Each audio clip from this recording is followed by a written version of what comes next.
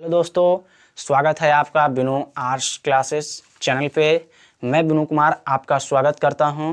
आज आपका जो टॉपिक बच गया था संसाधन का पार्ट 2 वीडियो, उसके बारे में आज आपको पूरा बता दिया जाएगा, जिससे यह चैप्टर समाप्त हो जाएगा। तो क्लास 10th के बच्चों के लिए यह जो बीटीबीसी से पढ़ते हैं, यानी बिहार के जो बिहार बोर्ड के बच्चों हैं, उनके लिए काफ़ी यह वीडियो मज़ेदार होगा। तो चलते हैं आज अपना टॉपिक की तरफ। तो एक बार थोड़ा हम बता देते हैं, पिछला एक्सप्लेन कर दे रहे हैं कि कहाँ तक आपको पढ़ा दिया गया था। जैसा कि आपको संसाधन के बारे में बता दिया गया था, पर्यावरण के बारे में बता दिया गया था, संसाधन के प्रकार, तो उत्पत्ति के आधार पर संसाधन के प्रकार, उपयोगिता के आधार पर संसाधन के प्रकार, साथ ही आपको स्वामित्व के आधार पर संसाधन के प्रकार पढ़ा दिया गया था। आज जो पढ़ना है बच्चों, वह विकास के आधार पर संसाधन कितने प्रकार के होते हैं, उस सब के बारे में आपको जानकारी देना है। तो जैसा कि हम अभी आपको बता रहे हैं कि विकास के आधार पर संसाधन कितने प्रकार के होते हैं, तो आप दीजिएगा, डैश देकर लिखिएगा, विकास के आधार पर संसाधन कितने प्रकार के होते हैं। तो स्टार मार्कर लिखिए, विकास के आधार पर संसाधनों का प्रकार।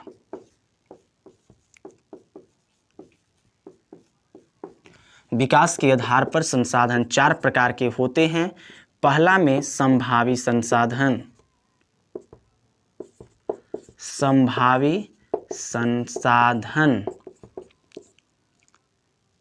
दूसरा में विकसित संसाधन,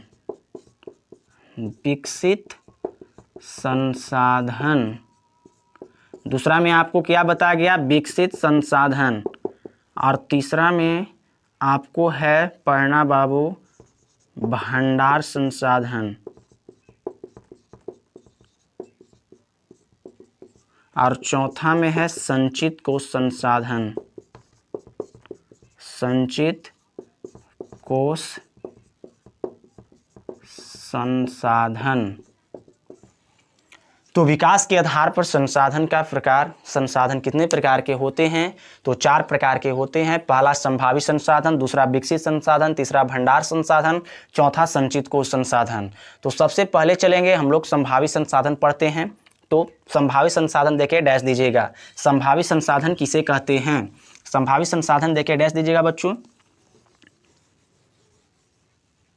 तो संभावित संसाधन, जैसा कि आपको पहले वीडियो में बता दिया गया था कि संसाधन चैप्टर के जो प्रति पॉइंट है बहुत ज़्यादा है, इसीलिए हम आपको जो जो लिख रहे हैं परिभाषा है, बोर्ड पर नहीं लिखेंगे, आपको 2 बार हम आपको बता देंगे। तो याद कीजिएगा, चाहे आप नोट्स बनाइएगा, लिखिएगा, वीडियो को स्किप करके आप परिभाषा को लिख सकते हैं। तो संभावित संसाधन देकर डैश दीजिएगा।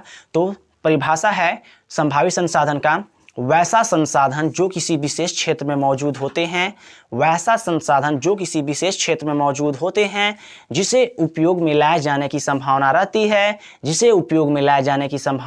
है, लेकिन इसका उपयोग अभी तक नहीं किया गया है, तब इस प्रकार के संसाधन को संभावित संसाधन कहते हैं। याद हो जाएगा ऐसे ही बच्चों। सबसे पहले आप क्या कीजिएगा, सुनिएगा, 1 बार 2 बार आप सुनिए, उसके बाद नोट्स बनाइए। संभावित संसाधन किसे कहते हैं, एक बार फिर से चलते हैं। वैसा संसाधन जो किसी विशेष क्षेत्र में मौजूद होते हैं या पाए जाते हैं, जिसे उपयोग में लाए जाने की संभावना रहती है, लेकिन इसका उपयोग अभी तक नहीं किया गया है, तब इस प्रकार के संसाधन को संभावित संसाधन कहते हैं। जैसे उदाहरण में चलते हैं, तो उदाहरण में क्या है बाबू, उदाहरण में है हिमालय क्षेत्र का खनिज, हिमालय क्षेत्र का खनिज। देखिएगा, हर सही दीर्घ आप लोग ध्यान दीजिएगा। हिमालय क्षेत्र का खनिज, सबसे पहले यह संभावित संसाधन है कैसे, जैसे हिमालय क्षेत्र का जो खनिज है, इसे उपयोग में लाए जाने की संभावना है, लेकिन इसका उपयोग अभी तक नहीं किया गया, तब यह क्या है, हिमालय क्षेत्र में जो पाया गया खनिज है, जिसको उपयोग में लाए जाने की संभावना है, लेकिन इसका उपयोग अभी तक नहीं किया गया, तब यह क्या है, संभावित संसाधन हो जाता है, क्योंकि इसका उपयोग अभी तक नहीं किया गया, लेकिन उपयोग करने की संभावना है। तो पहला है उदाहरण में हिमालय क्षेत्र का खनिज। अगला उदाहरण में देखिएगा, गुजरात का सौर ऊर्जा, गुजरात का सौर ऊर्जा, गुजरात का सौर ऊर्जा और राजस्थान का पवन ऊर्जा। गुजरात का सौर ऊर्जा, गुजरात का जो सौर ऊर्जा है इसका भी उपयोग करने की संभावना है, लेकिन इसका उपयोग अभी तक नहीं किया गया। तो ये क्या है? संभावित संसाधन। राजस्थान का पवन ऊर्जा, यह क्या है? संभावित संसाधन का उदाहरण है, क्योंकि इसका भी अभी तक उपयोग नहीं किया गया है। तो इसका 3 उदाहरण हम लोग जानिए। अगर प्रश्न पूछ सकता है कि निम्नलिखित में से गुजरात का सौर ऊर्जा किस प्रकार का संसाधन है? ऑप्शन ए में संभावित संसाधन, ऑप्शन बी में रहेगा विकसित संसाधन, ऑप्शन सी में भंडार संसाधन, ऑप्शन डी में रहेगा संचित को। तो ऑप्शन ए सही है। अब चलते हैं हम लोग विकसित संसाधन। विकास के आधार पर संसाधन 4 प्रकार के, जिसमें से एक आपको पढ़ा दिया गया है, दूसरा जो है वह विकसित संसाधन है। क्या बच्चों? विकसित संसाधन। विकसित संसाधन। तो विकसित संसाधन देके डैश दीजिएगा। सबसे पहले विकसित संसाधन क्या है? परिभाषा लिखिएगा या सुनिएगा। वैसा संसाधन जिसका उपयोग उसके गुणवत्ता के आधार पर किया जाता है, वैसा संसाधन जिसका उपयोग उसके गुणवत्ता के आधार पर किया जाता है, तो उसे विकसित संसाधन कहते हैं। जैसे ये जो मार्कर देख रहे हैं, मार्कर का उपयोग क्या है? लिखने के लिए हम लोग इसका उपयोग करते हैं। तो इसका गुण क्या है? लिखने के लिए मनो इसका उपयोग किया जाता है। तो इसका गुण समझिए। जैसे बेंच, टेबल, कुर्सी सब बैठने के लिए है, तो उसका गुण क्या है? बैठने के लिए है। तो उसको गुणवत्ता के आधार पर किया जाता है उपयोग, तब उसे क्या कहेंगे? विकसित संसाधन। तो इसको उदाहरण में आप किसी भी वस्तु को लिख सकते हैं। कोई भी वस्तु को आप उसको उदाहरण पे गुणवत्ता के आधार पर कीजिएगा तो वह विकसित संसाधन ही होगा। तो विकसित संसाधन समझ में आ गया, बहुत ही इजी था। अगला है आपको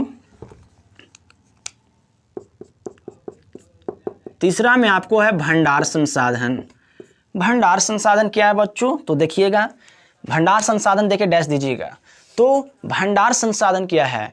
वैसा संसाधन जो पर्यावरण में उपलब्ध होते हैं। पर्यावरण क्या है आपको बता दिया गया था। वैसा संसाधन जो पर्यावरण में उपलब्ध होते हैं, अर्थात यह कभी समाप्त नहीं होते हैं, अर्थात यह कभी समाप्त नहीं होते हैं।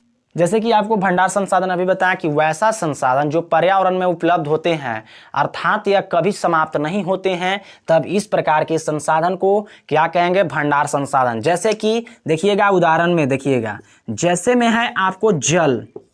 जल क्या है? भंडार संसाधन है, नवीकरणीय संसाधन है, प्राकृतिक संसाधन भी है। तो हम लोग ध्यान से देखिएगा, जल क्या है? भंडार संसाधन। अगर यह समाप्त हो गया, अगर यह समाप्त हो गया तो क्या होता है? पूरा जीवन ही पृथ्वी पर खत्म हो जाएगा। तो यह भंडार संसाधन है। अगला है O2 ऑक्सीजन। अगर ऑक्सीजन खत्म होगा तो जीवन ही समाप्त हो जाएगा। तो ऑक्सीजन भी क्या है? भंडार संसाधन है। N2 यानी नाइट्रोजन भी क्या है? भंडार संसाधन ही है। तो भंडार संसाधन का जैसे में आपको पूछ देगा कि निम्नलिखित में से कौन भंडार संसाधन है, तो एक में से कोई भी पूछ देगा तो निम्नलिखित में रहेगा, तो आप उसको बना दीजिएगा। तो अगला टॉपिक की तरफ चलते हैं, अगला पॉइंट। अगला है बाबू, चौथा है आपको पढ़ना है संचित कोश संसाधन। संचित कोश संसाधन संभावित संसाधन ही जैसा है। अगर आपको संभावित संसाधन समझ में आ गया होगा तो यह वैसा ही है। इसका भी परिभाषा वैसा ही है। नोट्स देखिएगा, डैश लेके नोट्स बनाइए। संचित कोश संसाधन किसे कहते हैं? तो वैसा संसाधन वैसा संसाधन जो किसी विशेष क्षेत्र में मौजूद होते हैं तथा पाए जाते हैं, जिसे उपयोग में लाए जाने की संभावना रहती है, लेकिन इसका तत्काल उपयोग नहीं किया जा सकता है। समझ लीजिए, उसमें भी वैसा ही परिभाषा था संभावित संसाधन में, लेकिन उसका उपयोग नहीं किया गया है, तो उसका उपयोग अभी तक, तो उसे क्या कहते थे? संभावित संसाधन। लेकिन इसका क्या है? वैसा संसाधन जो किसी विशेष क्षेत्र में मौजूद होते हैं, जिसको उपयोग में लाए जाने की संभावना रहती है, लेकिन इसका उपयोग अभी तक तत्काल नहीं किया गया है, तब इसे क्या कहेंगे? संचित कोश संसाधन कहेंगे। जैसे में देखिएगा, जैसे में है आपको नदी क्षेत्र का जल। नदी क्षेत्र का जल, देखिए नदी क्षेत्र का जल क्या है बाबू, इसका उपयोग में लाए जाने की संभावना रहती है, लेकिन अभी समझ लो तत्काल उपयोग नहीं कर सकते हैं। जैसे देखिए तत्काल उपयोग नहीं कर सकते हैं, इसका उपयोग तत्काल नहीं कर सकते हैं। जैसे कि देखिए बाबू इसका उपयोग तत्काल नहीं किया जा सकता है, तब उसे क्या कहेंगे बाबू, नदी क्षेत्र का जो जल है इसका तत्काल उपयोग नहीं कर सकते हैं तो इसे क्या कहेंगे, संचित कोश संसाधन कहेंगे। संचित कोश संसाधन किसे कहते हैं, तो वैसा संसाधन जो किसी विशेष क्षेत्र में पाए जाते हैं या मौजूद होते हैं जिसे उपयोग में लाए जाने की संभावना रहती है लेकिन इसका तत्काल उपयोग नहीं किया जाता है, तब इस प्रकार के संसाधन को संचित कोश संसाधन कहते हैं। जैसे नदी क्षेत्र का जल, नदी क्षेत्र का जल क्या है, नदी क्षेत्र का जो जल है बहुत ही बड़ा रहता है, इसका उपयोग हम लोग किसी प्रकार का बिजली या षड्यंत्र बनाते हैं तब इसका उपयोग हम लोग करते हैं। जैसे कि हो गया कुछ बिजली उत्पादन होता है तब इसका उपयोग किया जाता है। तो विकास के आधार पर संसाधनों के प्रकार आपको पढ़ा दिया गया है। इस चैप्टर से आप जो महत्वपूर्ण टॉपिक है उसके बारे में चलते हैं, आगे पढ़ लेते हैं।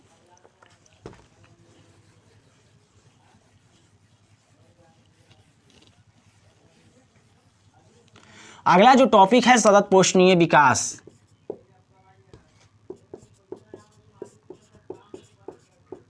सतत पोषणीय विकास क्या है, सतत पोषणीय विकास क्या है, तो देखिए इसका परिभाषा छोटा है तो हम लिख देते हैं, पर्यावरण पर्यावरण पर्यावरण पर्यावरण के बिना क्षति, पर्यावरण के बिना क्षति या नुकसान पहुंचाए, पर्यावरण के बिना क्षति या नुकसान पहुंचाए बिना संसाधनों का भरपूर उपयोग करना सतत पोषणीय विकास कहलाता है।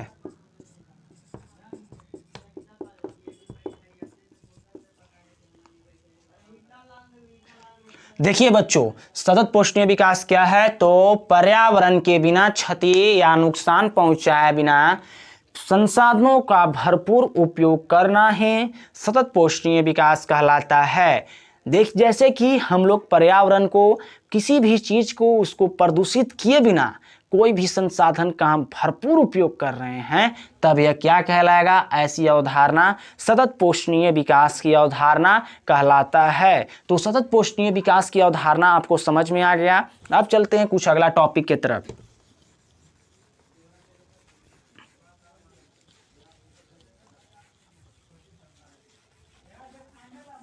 अगला टॉपिक है बच्चों संसाधन के उपयोग में या संसाधन के निर्माण में, संसाधन के निर्माण में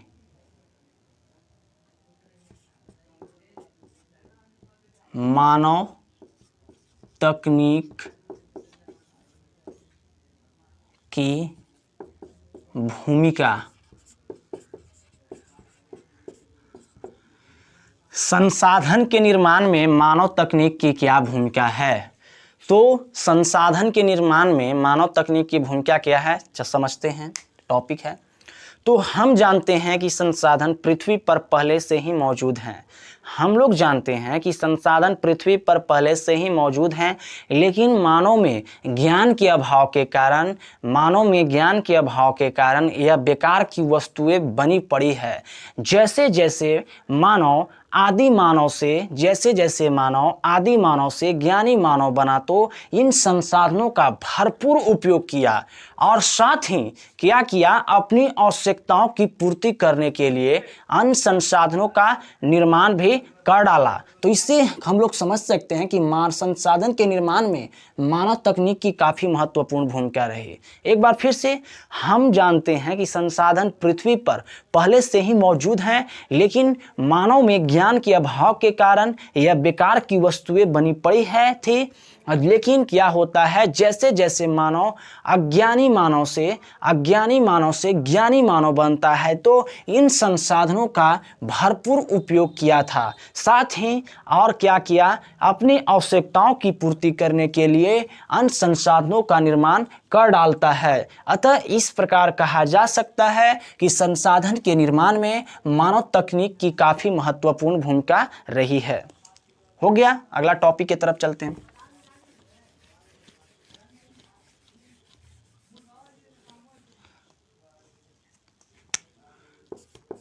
संसाधन